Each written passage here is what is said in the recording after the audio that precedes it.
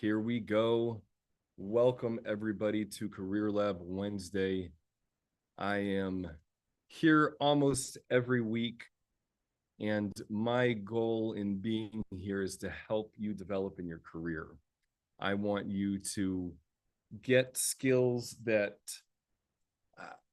you might not get in other places. So we're going to talk about that today while I turned down the music I left running for my dog while I was out. Okay. So, emotional intelligence or soft skills, communication skills, whatever the buzzword is for it. I want to talk about how hard these are, about the challenges in developing emotional intelligence, about, they're called soft skills, but they're anything but soft. I mean, these skills make or break you in your career.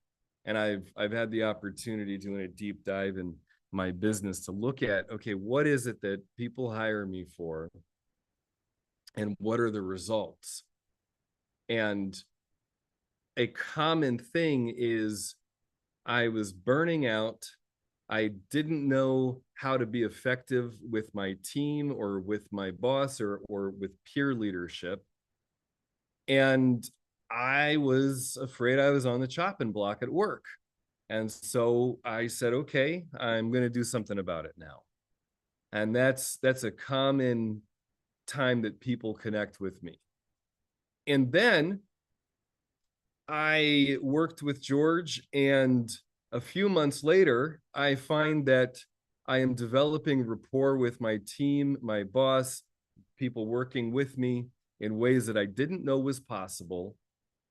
And I'm getting a review that is maybe the best review I've gotten in my life. And I was able to negotiate a work-life balance thing, with the return to office. There's a lot of that going on. And so it's all communication. It all comes down to how well does somebody else understand you? And that starts with you understanding yourself. And, that's not as easy as it might sound. The number of people, myself included, who at some point in their life said, you know what? I don't even know what I really want. Here I am, with a family, a career, and lots of good stuff. And I don't really even know what I really care about. I like all this stuff, but what do I really care about? And that's an important thing to find that will help you get clarity about yourself. And then that really helps in how you communicate with people. So emotional intelligence isn't soft, it's strategic. The more that I can be present with my primary feelings, with any feelings, but I find the primary ones helpful. The more I can be present with my fear, the more possibilities open up to me. If I'm trying to hold on to how things have always been, then I'm suffering. And the pain of opening up to what's possible, I'm not going to lie, it's often painful. However, I have the choice whether or not I'm going to suffer in it. And that's a important distinction.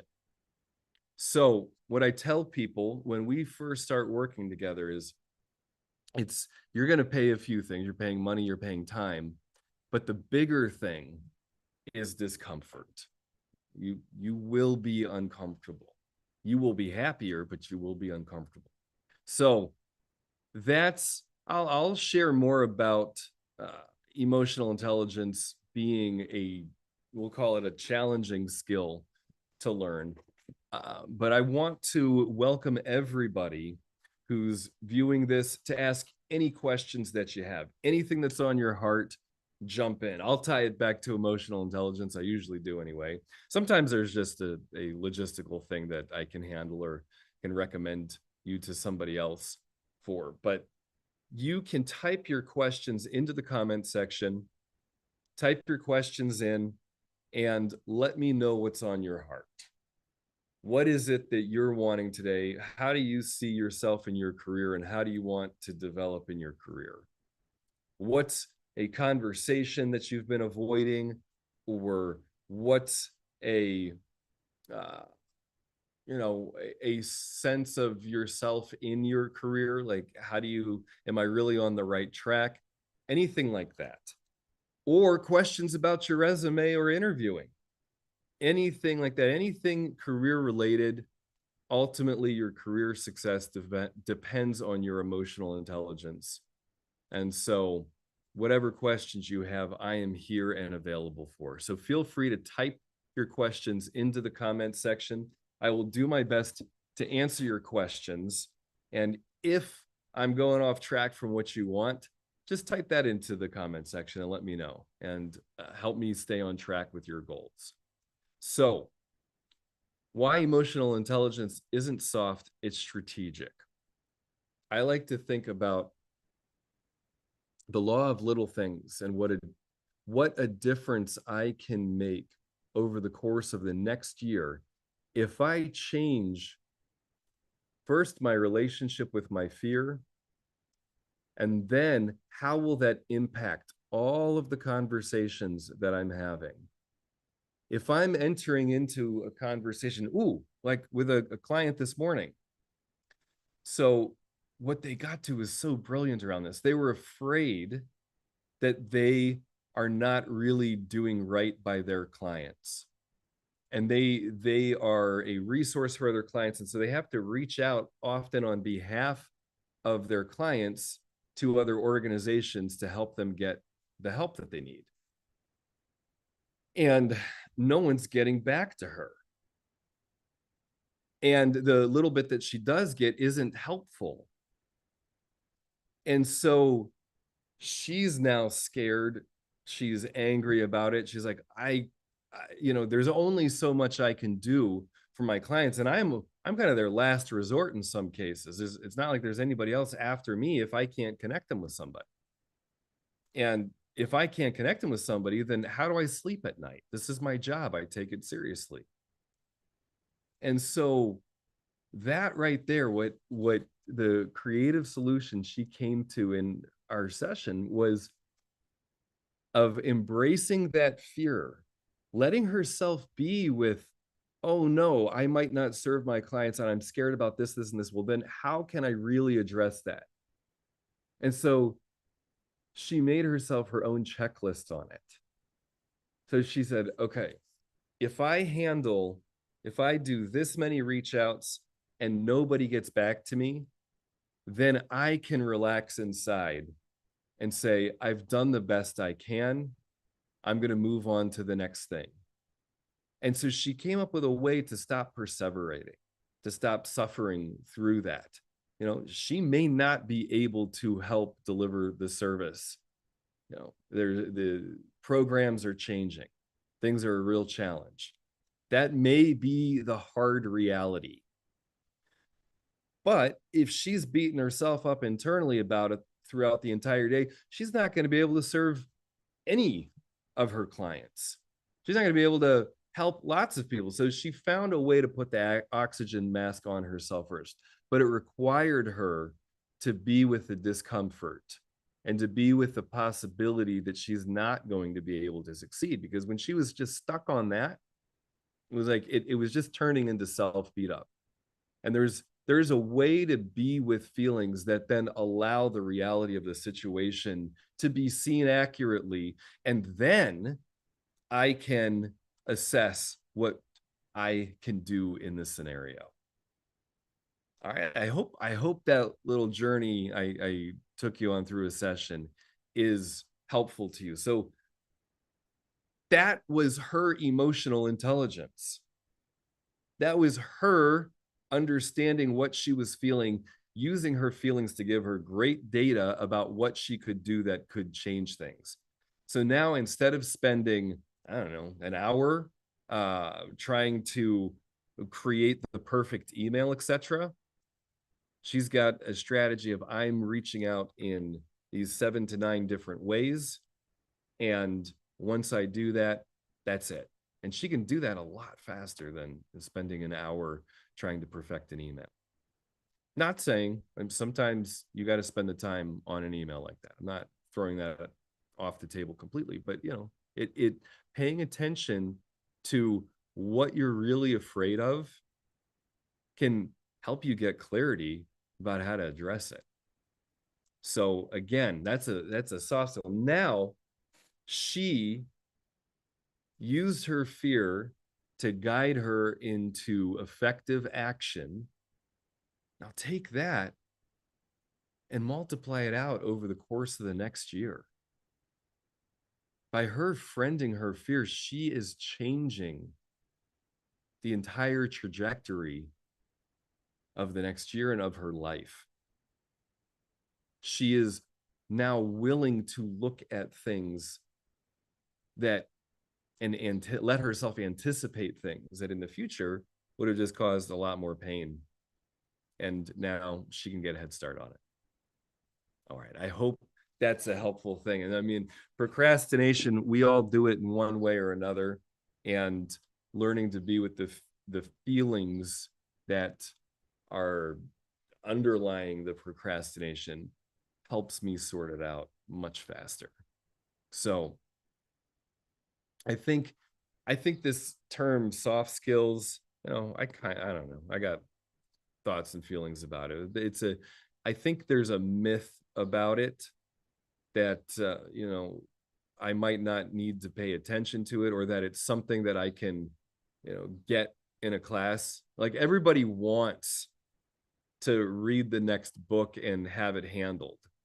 And with reprogramming myself to be more accepting of my feelings, that takes intention. And books are great. I love reading a lot of books. And to speed up the development, having a coach or a group to practice expanding your behaviors is an incredibly valuable way to do it.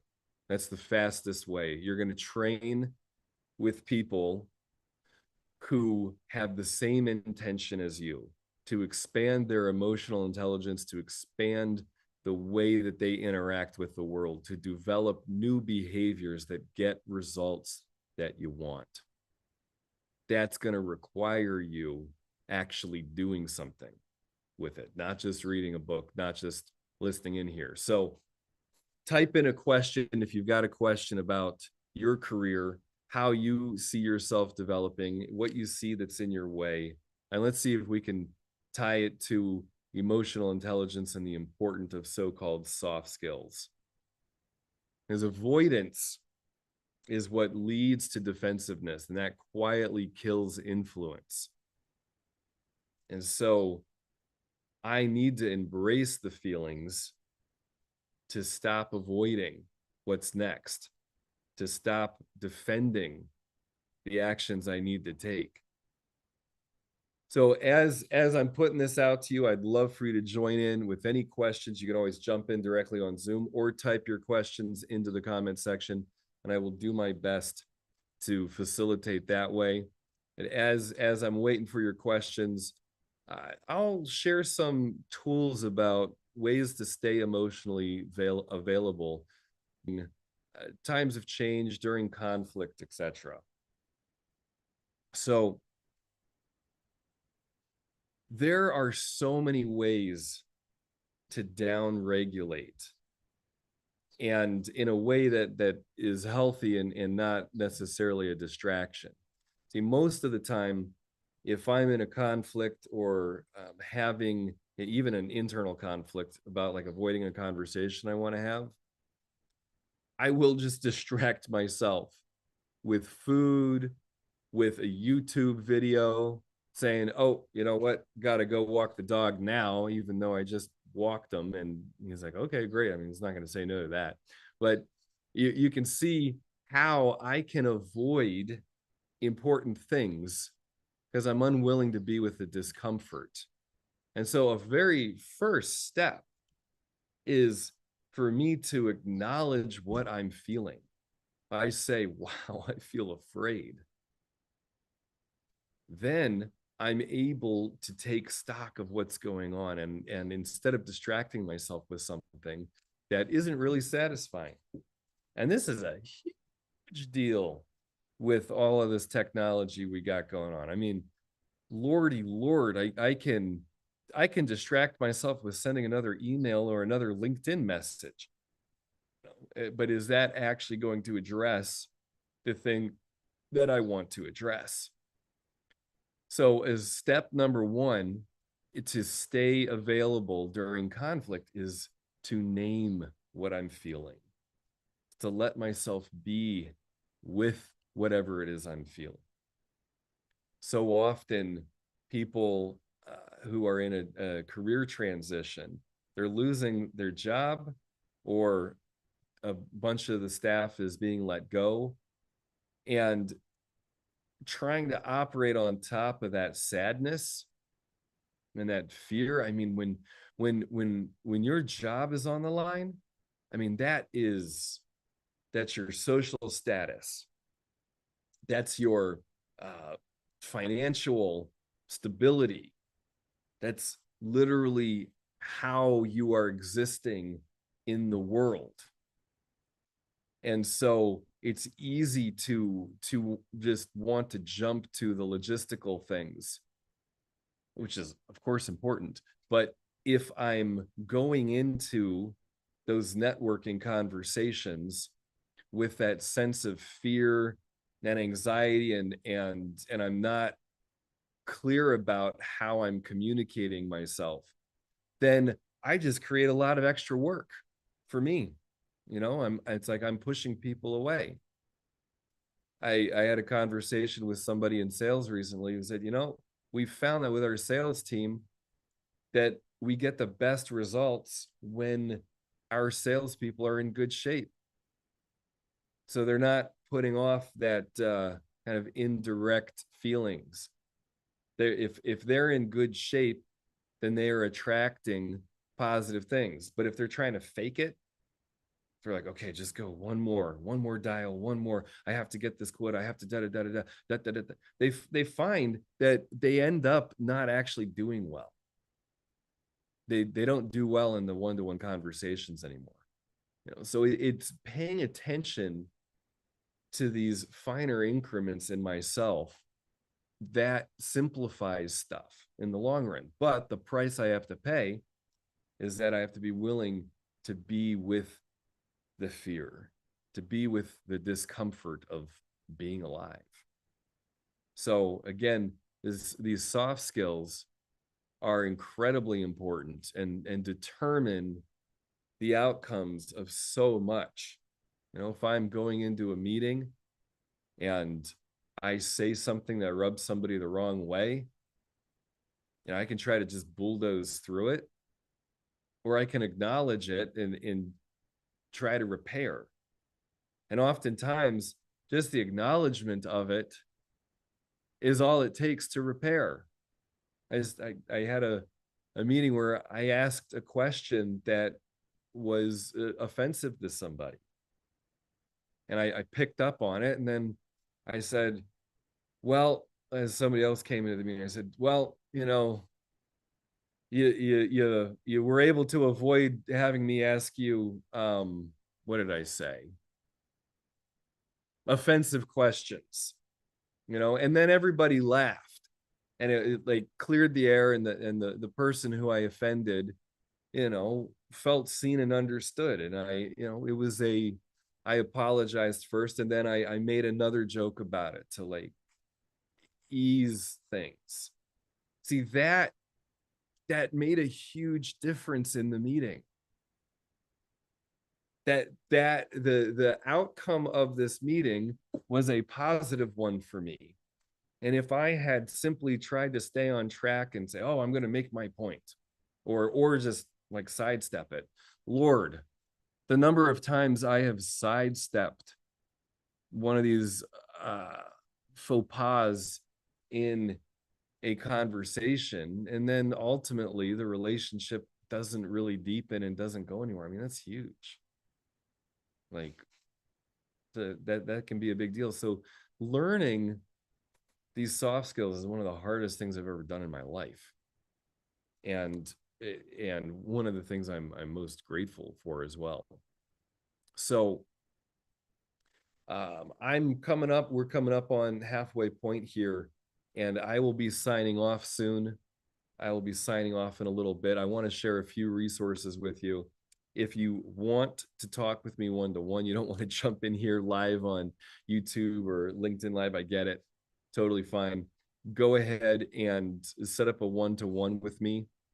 You can do that through my calendar. We'll take 15, 25 minutes, depending on what your needs are. And if it's a bigger project, if you need more, then we can talk about a coaching relationship. So, oh, cool. Wait, I'm getting a question here.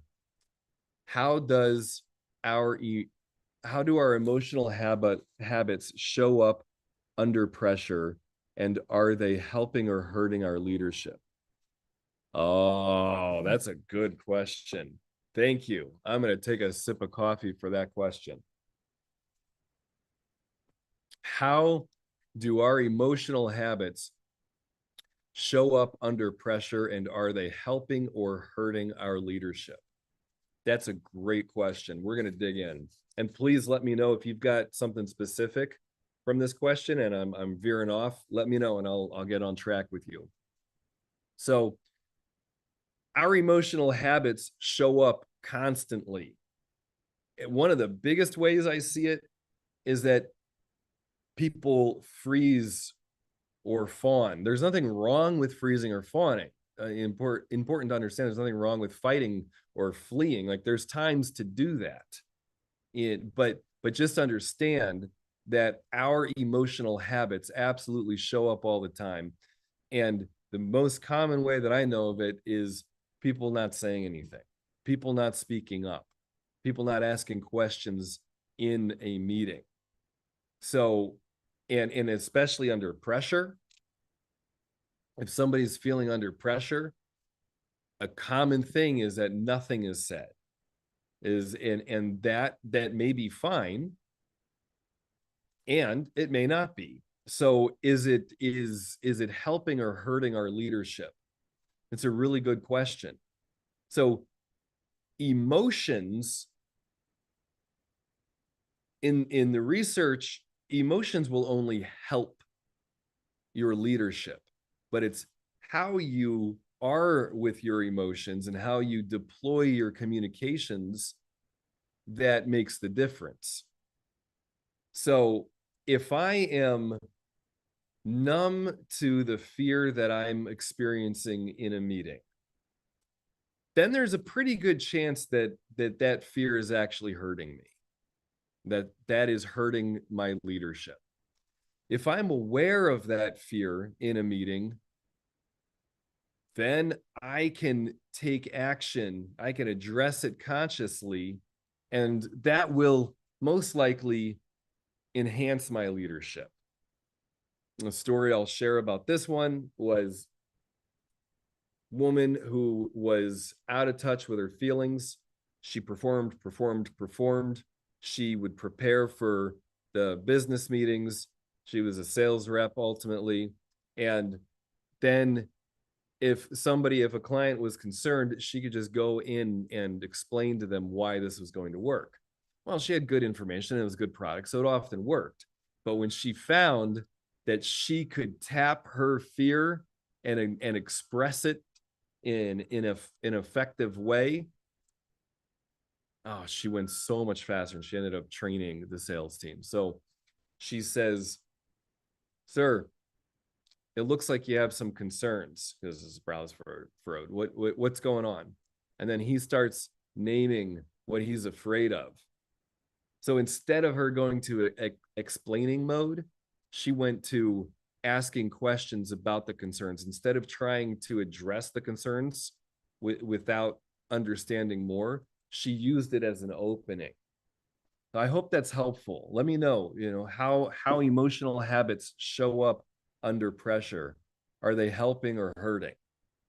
So that's a common thing, is either not saying anything at all, or in that situation, that what she used to do was talk too much.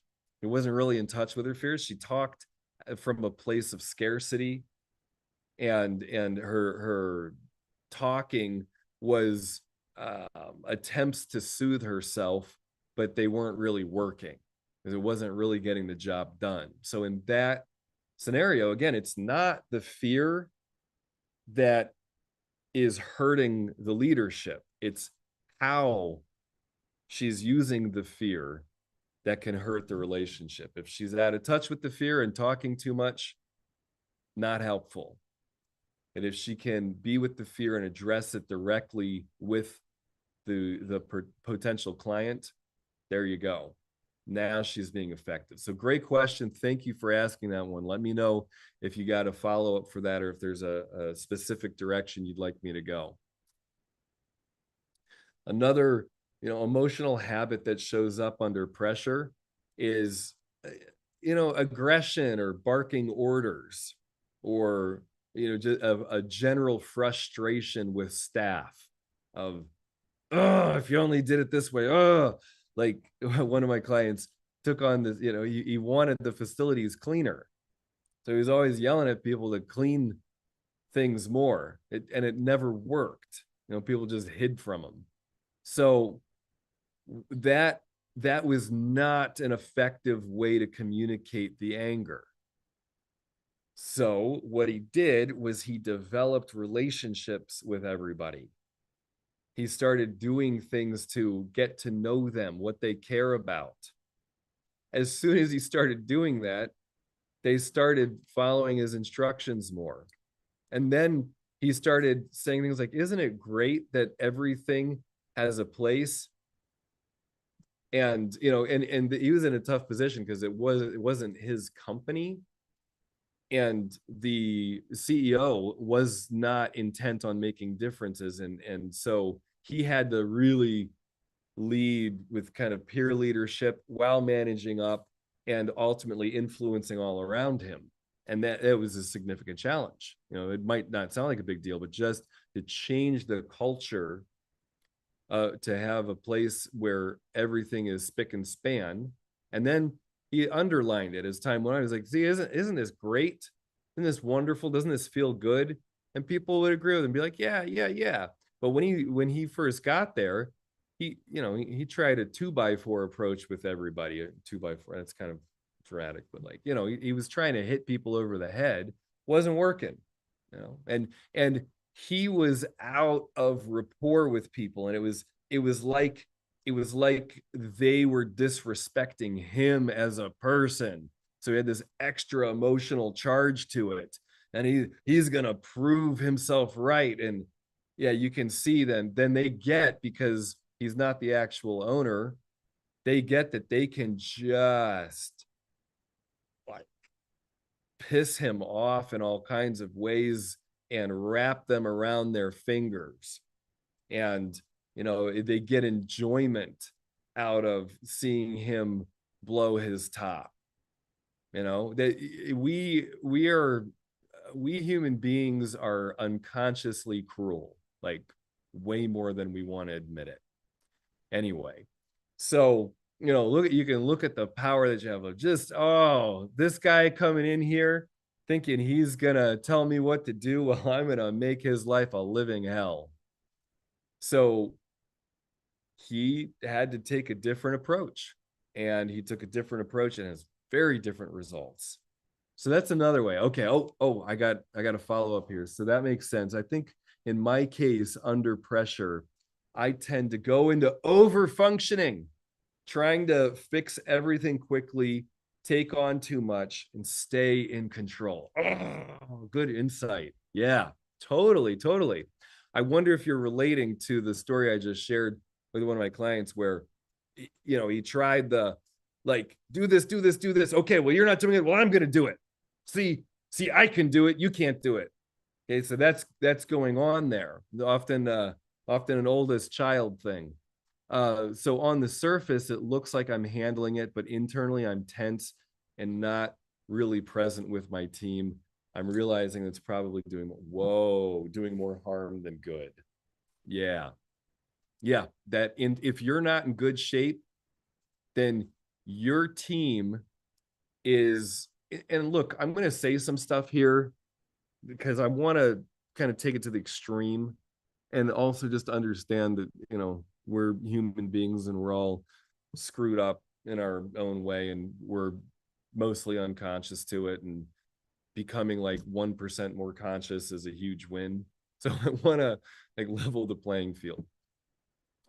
People unconsciously are hostile to authority. It's just what is like true most of the time. Or there's ways that they are.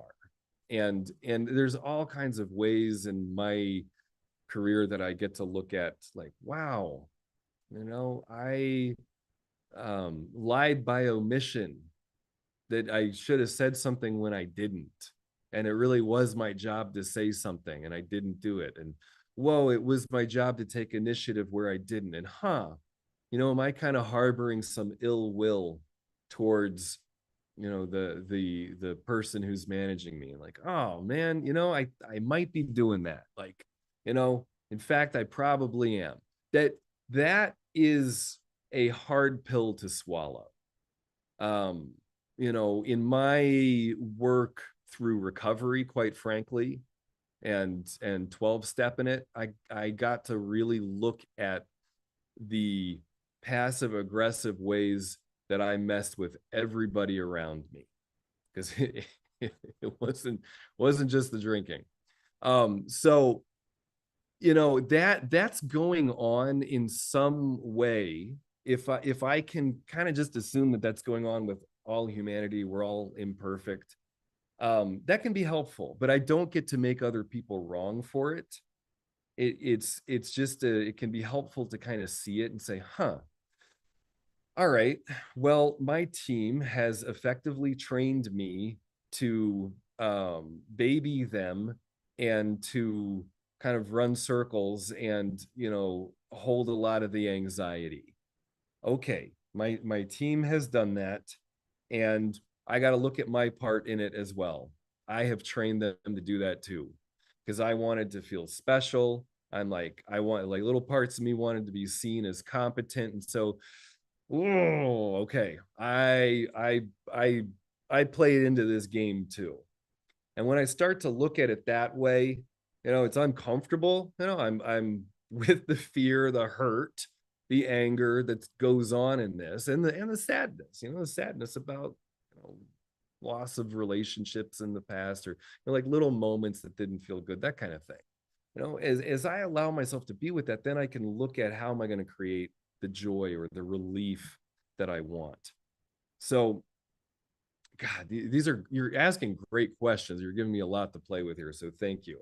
So, makes sense. In my case, under pressure, I tend to go into over functioning, trying to fix everything quickly, take on too much, and stay in control. On the surface, it looks like I'm handling it, but internally, I'm tense and not really present with my team. I'm realizing that's probably doing more harm than good. Yeah, that's what leads to burnout. And it's impossible to grow and to really empower your team from that position. And ultimately, people want to learn and grow. That is what makes us happy.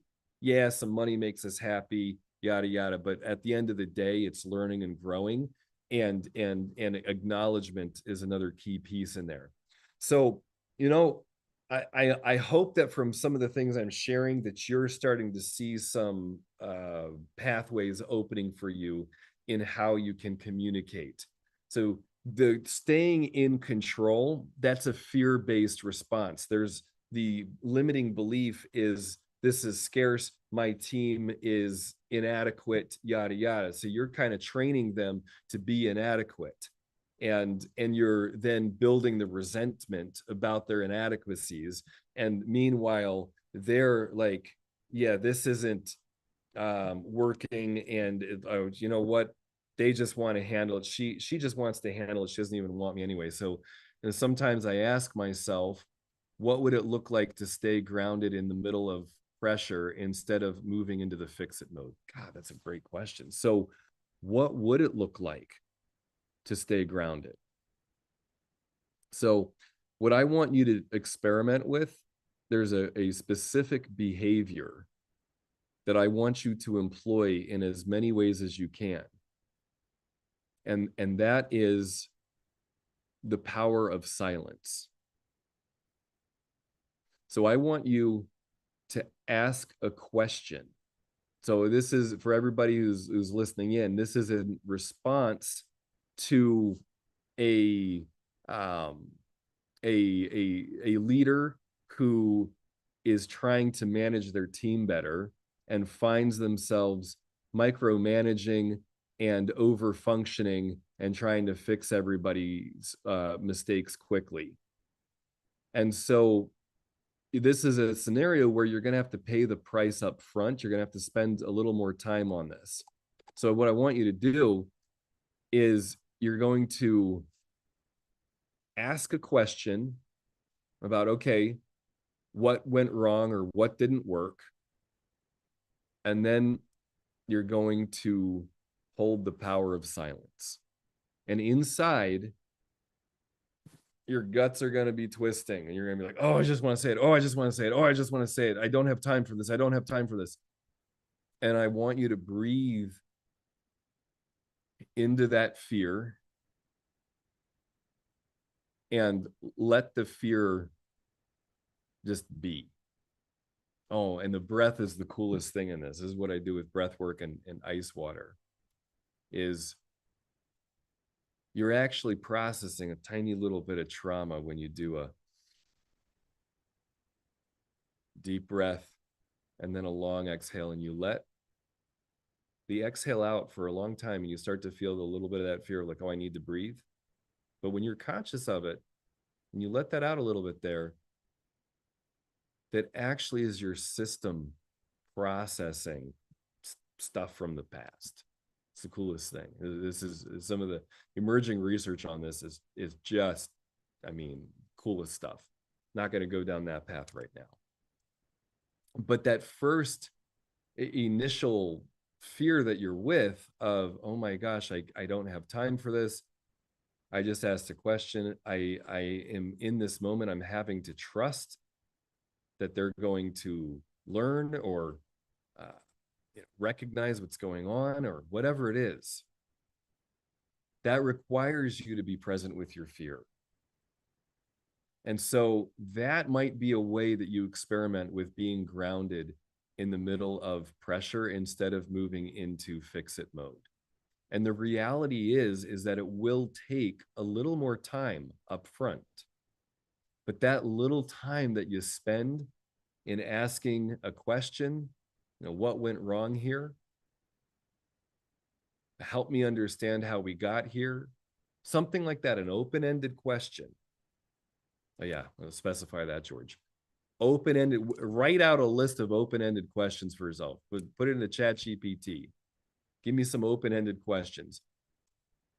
And start using those and practicing the power of silence. And see what happens. You know, and plan for it. This is another thing. So we're talking about this right now. I know from the questions that you've put in here, you're able to picture scenarios coming up where you could implement something like this, like ask question, then shut up and breathe and be present with the fear and feel that fear as I'm in the power of silence. Feel that fear turn into aliveness and excitement. I'm like, oh my gosh, I can't believe I'm doing this right now. Okay, that right there is such a sweet spot. And so then look to the interactions that you know you're going to have and pick a few. Pick a few, and it's a really sweet spot is when you can pick something that on a level of risk is like a 3, 4, or 5. You know, it's risky, it's uncomfortable, but it's not like I'm pissing my pants scared. Because that, you know, trying to do a 10 out of 10, sometimes you got to do it. But it's really great to just do some easier ones and start moving into friending your fear little by little. That's the real way to do it. And then you're not jarring your unconscious mind so much. You're not jarring your system. So the tendency for people is to picture the most extreme thing first and say, whoa, that would really scare me. Well, cool. And then give yourself a little extra time to scale it back to something that's less of a risk. And you'll find yourself doing those riskier things, but you don't need to do it right out of the gate. And doing it right out of the gate for most people doesn't actually help them. Some people, we're all different. You gotta pay attention to yourself and how this works. I really hope this is helpful. These are fantastic questions, so I'm really enjoying diving in here. So for everybody who's been joining in, how do emotional habits show up under pressure? Are they hurting or helping in leadership? Emotions are part of me. They can help or hurt in leadership. If I'm unconscious of my feelings, chances are that if at a minimum, they are minimizing my effectiveness. At a minimum, I'm not as effective as I could be. And there's a good chance that if I'm unconscious of my feelings, that it's actually hurting. It's actually hurting leadership. So that's my bottom line for that one. And then, trying if in an emotional habit of turning the fear and upset and hurt and anger and into just action and fixing things for everybody else, then that is one way to do it, but it's ultimately hurting you. It's ultimately hurting you as a leader. Okay, good. So this is resonating. Thank you. Thanks for letting me know that. Never considered how powerful silence could be. Yeah. Not just for the other person, but for me to actually feel what's going on instead of rushing to fix it. Oh, yes. Yes, yes, yes. Oh, good. Okay. I'll start practicing. Appreciate your guidance. Thank you. Oh, that makes my day. Thank you for letting me know that. Yeah. Good, good, good. So again, if when you are leading your team, one of the best things you can do if you find yourself micromanaging and fixing everything and handling is an open-ended question and then silence. And sometimes it's an observation. Sometimes you don't even have to use an open-ended question. You could just say an observation. The story I've shared so many times about this because it's just such a wonderful nugget. It's a client learning his feelings in the tech space, comes out of a meeting that went horribly, sits at a round table with his team and says, "I'm angry." That's all he said. And then his team, he said, "I'm angry." Practiced the power of silence. His team was like, "Uh-oh, we're in trouble." And then they kind of sorted it out in themselves. And they're like, "Wait a minute. No, not necessarily." And the next person says, "I'm angry too." Our clients lied to us by omission. Like, in fact, it's as if they were like trying to hide some of this stuff. And I don't even know that they realize that they're hiding stuff from us. How are we supposed to help them if they're hiding stuff? And my client, all he did was say, "I'm angry," shut up. The next 20 minutes, he watched his team come up with a strategy of how to make sure that they're getting good data from their client to ensure that something like this would never happen again. At the end of the meeting, he said, "Nice work, team." That was it. That was like, all he did was hold space for his team to come up with creative solutions. And they were so empowered by it that they knew exactly what to do, and they did it. He didn't have to check in with them. He said, just, "Oh, how's it going with that?" Great. He didn't have to micromanage. He didn't have to get in there and stuff. He said, "Oh, how's it going? Oh, how'd you do that? Oh, great. Oh, that's excellent. Nice going." That's all he had to do. So, but it required him. When he said when he did that, when he said, "I'm angry," he was like, "George, I almost vomited." It's like I've been on roller coasters and things, and I felt way more afraid for the next 5 seconds while my team like paused and he was like, I literally thought I was going to throw up. So being with that fear, and now, but he learned to like it too. You know, he was like, ooh, that was cool. Like, that was an exciting moment in my day. Huh. I'm not used to that much aliveness, but I kind of like it. Well, okay, well, how do I get more of that?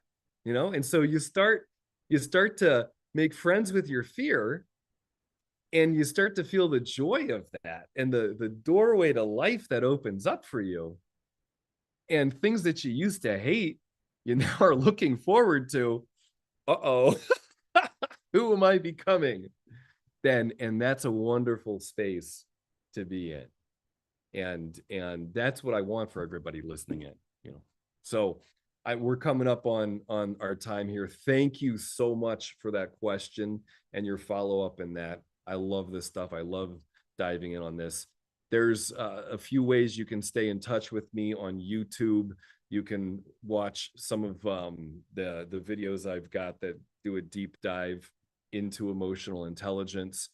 I think especially if you've listened to this, you'll be able to see the content in a way that you'll be able to apply to areas of your life. And then there is the personality assessment, the CARE profile developed by Dr. Bob Wright and others in before the days of the Wright Foundation. And that is so cool. It's a good model, easy to understand and easy to see other people styles, easy to start to get who you're talking to and learn how to style shift so that they feel more seen and understood by you. It was made for hairstylists so they could quickly assess who is sitting in their chair and make deep, meaningful contact. So check that out. That's a fun thing. And I love it when people join me directly, set up a one-to-one with me. We can go over your goals for your career, look at any challenges. Sometimes in that quick call, people are able to get a sense of who they are and their direction, and it's helpful. And sometimes it's a longer project, and we can talk about what a coaching relationship might look like there. So stay in touch with me. Look for more of the events that I'm doing, especially if you're in Chicago. I do, of course, these online things, but I'm getting into more in-person things here in Chicago. So doing breathwork groups, doing, of course, the going out to the beach, less of that now that it's warm, but look for that stuff as well. And, I'd love to connect with you one-to-one.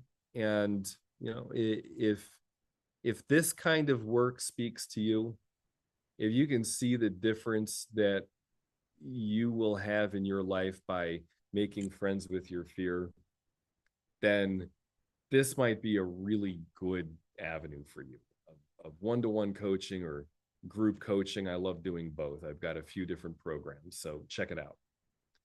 All right, everybody. Until next time, go forth, be present with your fear, practice silence and taking a deep breath when under pressure, and see what emerges.